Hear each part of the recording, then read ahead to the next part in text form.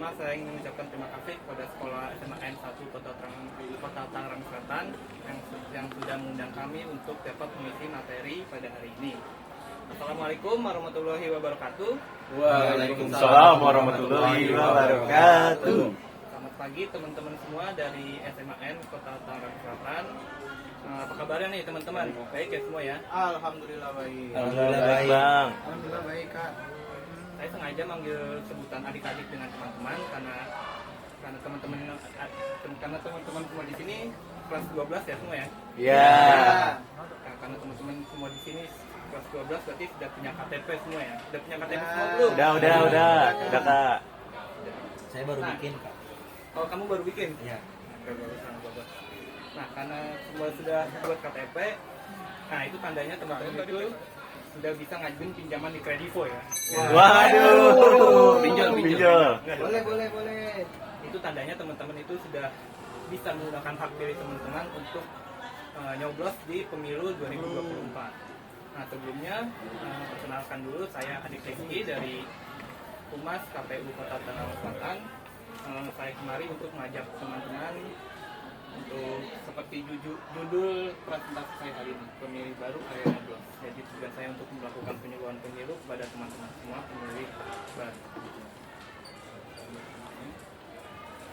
Nah, sebelum saya masuk ke materi, saya ingin menjelaskan dulu gimana sejarah singkat pemilu di Indonesia. Pemilu di Indonesia sendiri sudah diselenggarakan 8 kali, mulai dari Orde Lama, Orde Baru, sampai dengan reformasi yang sekarang ini. Dari tahun-tahunnya bisa dilihat sendiri di layar, itu mulai dari tahun 1955 sampai 1971, dan yang terakhir itu sampai 2019. Nah, dan insya Allah pemilu selanjutnya itu dilaksanakan pada tahun 2024 di hari Rabu 14 Februari, dan bertepatan dengan hari Valentine ya. Jadi untuk teman-teman yang punya pacar, yang punya gebetan itu ajak di hari Valentine itu nyoblos ke TPS, jangan nyoblos ke tempat lain. Waduh.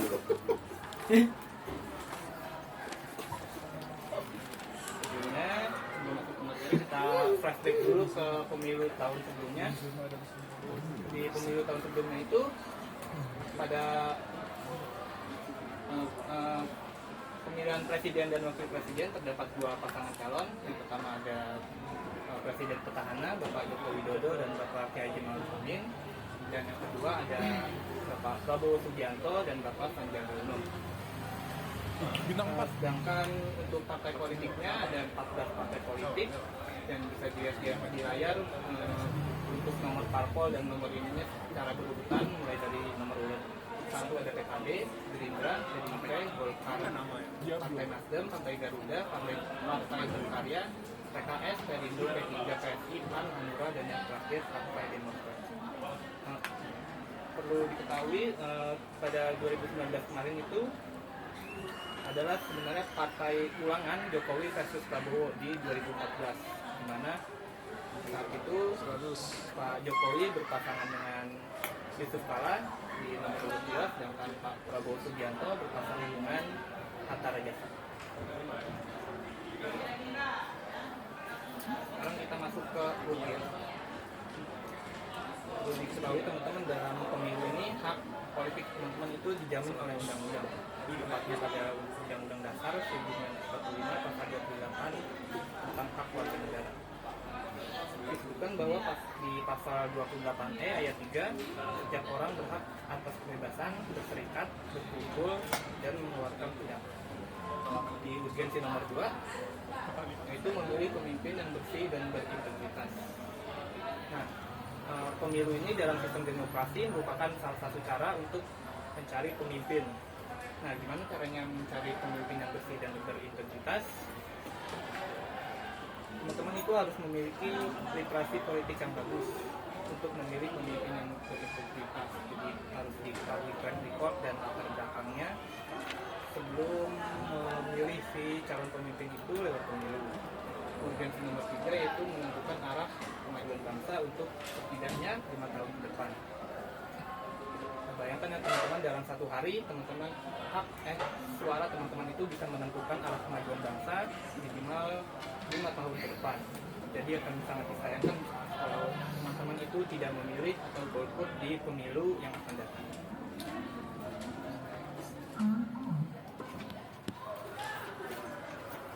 Selanjutnya saya ada kabar baik bahwa di pemilu tahun depan itu diperkirakan bahwa 60% pemilih adalah anak muda. Anak muda akan menjadi penentu yang tidak bisa diabaikan. Ujar Ketua Umum KPU Pusat Agus Melas.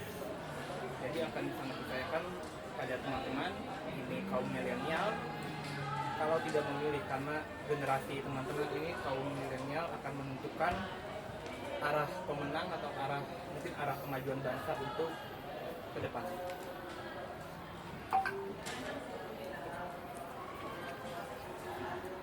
Selanjutnya kita masuk ke perkiraan partisipasi dalam pemilu 2024. Itu target partisipasi pemilu serentak 2024 dipatok lebih tinggi, yaitu 81% dibanding pemilu sebelumnya yang ditargetkan 77,5%.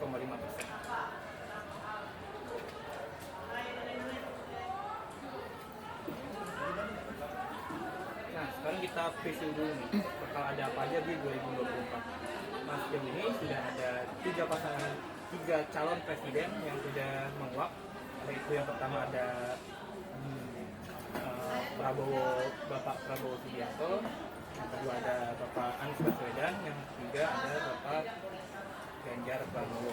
Nah, untuk ketiga calon presiden ini sejauh ini belum menentukan nama wakilnya masing-masing. Dan untuk arah koalisinya sendiri juga belum terbentuk secara pasti. Karena di dalam politik itu masih ada ketidakpastian atau dalam politik itu dinamis. Nah, apa yang pasti adalah suara teman-teman itu akan sangat menentukan dan akan sangat berharga di 2024. Nah, maka dari itu saya harap teman-teman dapat menggunakan hak pilih teman-teman di pemilu 2024 nanti yang akan diselenggarakan di 14 Februari 2024. Mungkin segitu saja yang bisa saya sampaikan sebelum kita ke materi selanjutnya oleh teknis pemilu yang akan dibawakan oleh rekan saya. Nah, mungkin teman-teman di SNKN 1 Tangerang Selatan mungkin bisa mengajukan pertanyaan.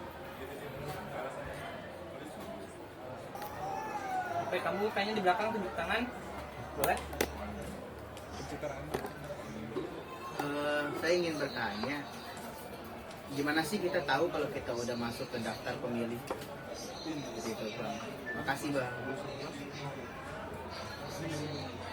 Oke, baik, terima kasih. Ada lagi? Kamu?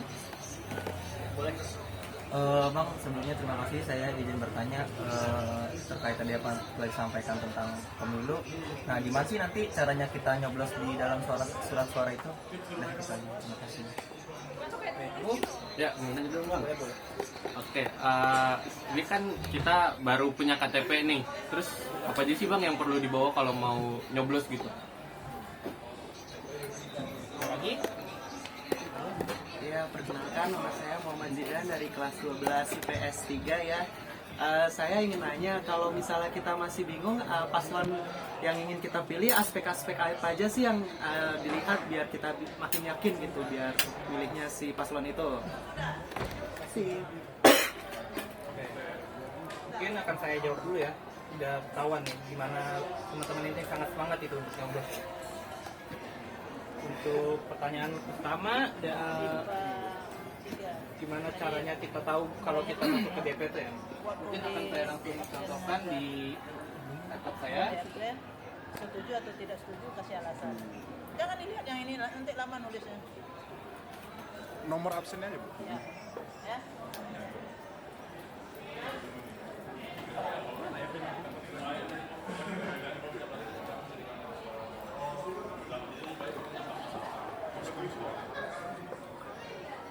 Kan ini negara bebas pembebasan. Nah, di sini teman-teman bisa cek kalau data teman-teman itu atau NIK, berikutnya ya, teman-teman itu terdaftar di daftar pemilih tetap. Nah, cara ceknya itu secara online di website cekdptonline.kpu.go.id. Nah, gimana cara ceknya? Teman-teman teman-teman langsung bisa masukin aja NIK atau paspor. Kan misalkan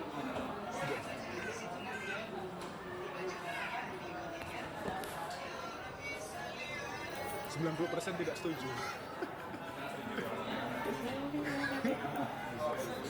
99% nggak setuju.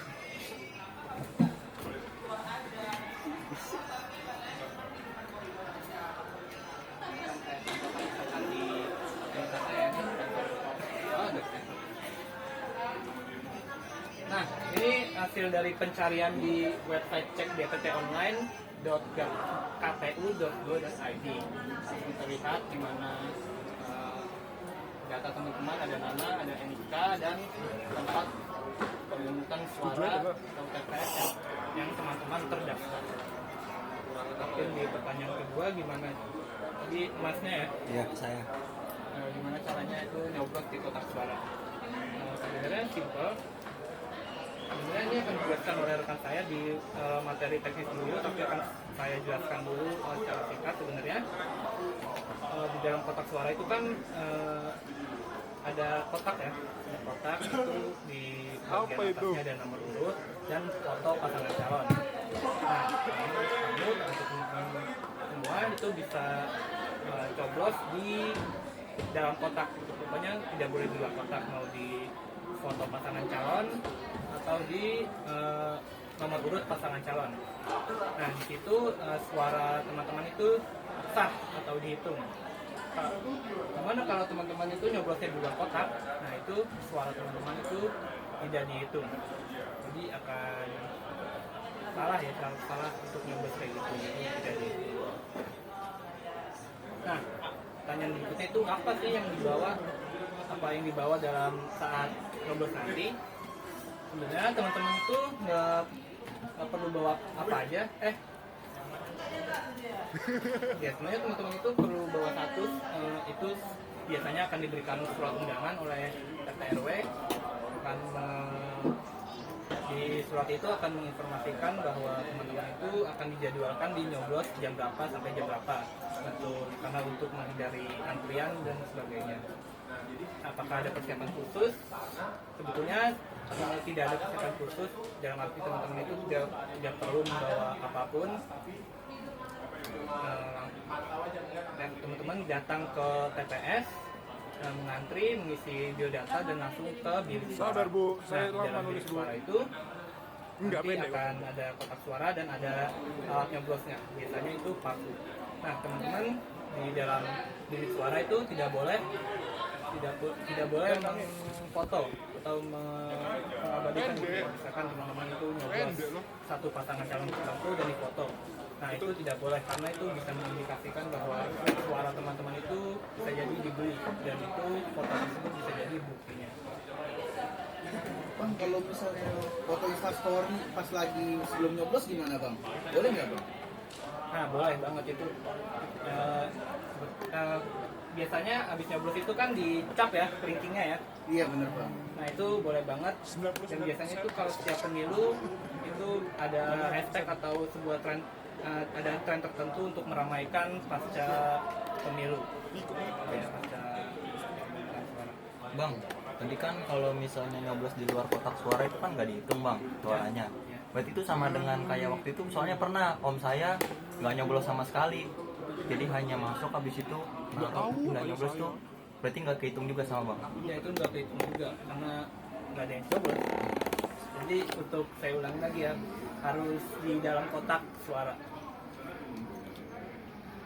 Mungkin lanjut ke pertanyaan adik yang ini, gimana caranya untuk memilih pasangan calon itu yang baik sisinya, baik orangnya. Sebenarnya cara ini cukup bagaimana ya? Sulit gitu, karena teman-teman itu harus punya kesadaran politik sendiri. Jadi teman-teman itu sebelum berangkat ke TPS itu harus tahu siapa pasangan calon atau partai atau presiden, DPR, DPRD dan DPD. Itu teman-teman harus tahu siapa yang akan coblos, siapa siapa latar belakangnya, bagaimana latar belakangnya, bagaimana visi dan misinya. Jadi untuk saran saya teman-teman, di kelas 12 ini masih ada waktu sebelum nyoblos agar ketertarikan di dalam dunia politik itu semakin ditingkatkan. Mungkin ada lagi teman-teman yang ingin bertanya? Mau nanya lagi dong bang, ini kan tadi udah dikasih tahu tata cara coblos sama apa aja yang perlu dibawa. Nah kalau misalnya di bilik suara tuh atau kita salah coblos gitu di luar kotak tuh boleh ngulang lagi nggak bang? Nyoblos, oke. Sebenarnya kamu ini nyoblos yang mana nih? Nyoblos kotak, nyoblos surat suara atau nyoblos yang mana nih ya? Oke, jadi ini untuk perkara salah nyoblos dan ulang ya.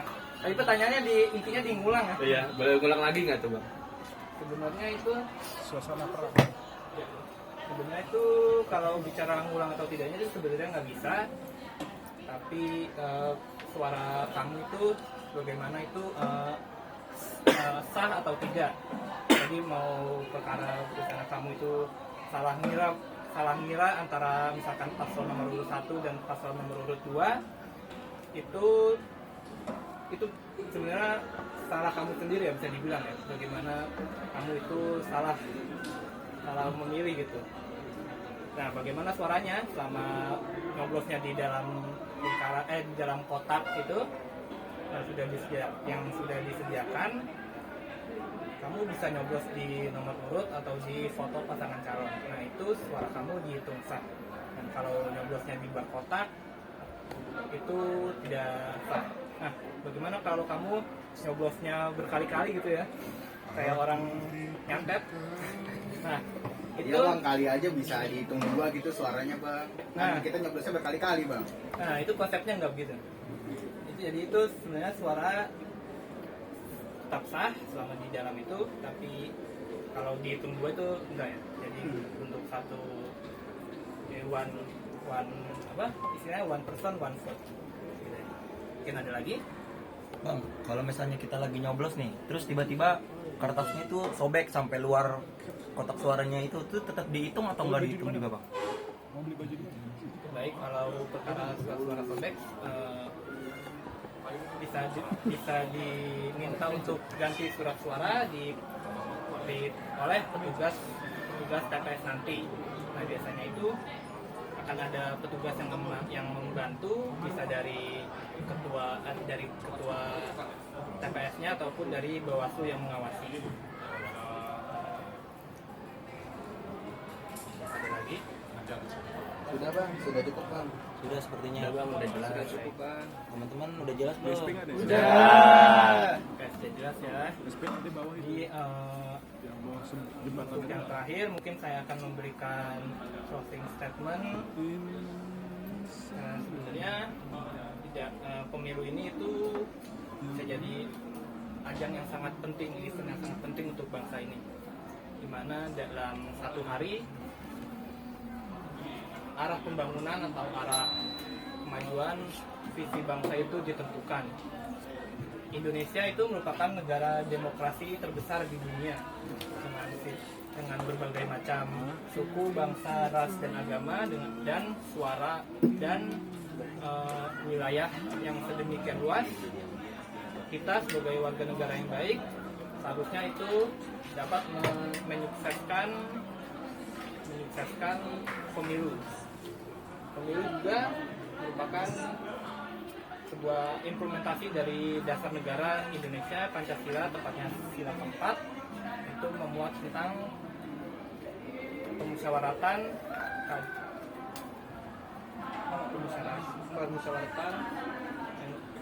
dan demokrasi. Permusyawaratan yang dipimpin oleh hikmat kebijaksanaan dalam permusyawaratan perwakilan.